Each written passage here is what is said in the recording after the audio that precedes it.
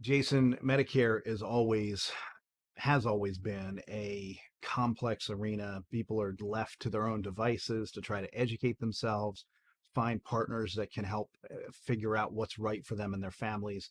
We want to be providing more input, especially with some of the changes that are coming up. And I know that the changes that are coming up, we don't even know what the changes are yet in many cases. We just know that change is coming Mhm. and more change is coming, and they'll let us know what the changes are when we get there, that we need to realize the change. So, can you talk to us for a minute or two about some of the changes that are on deck, that we Mhm. know these areas and maybe some of the unknowns? Mhm. A big part of this was in 2022 with the Inflation Reduction Act that Biden signed into law.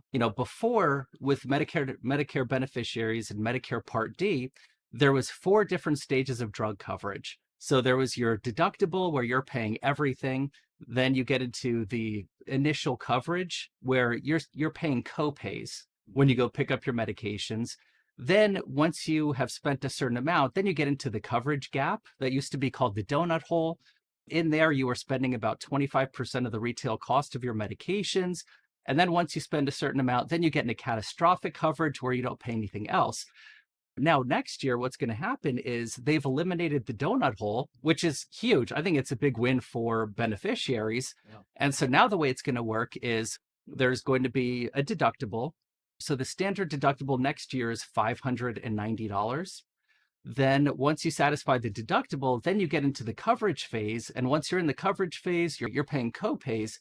And then once you hit the $2,000 max out of pocket, you don't pay anything else for the remainder of the year. Okay. So there's a lot of folks who, have spent thousands, people, I have some clients who are taking 12 to 15 to 20 different medications, and those folks, I mean, up until last year, there was no cap at all. Next year with a $2,000 cap, I mean, that's going to be great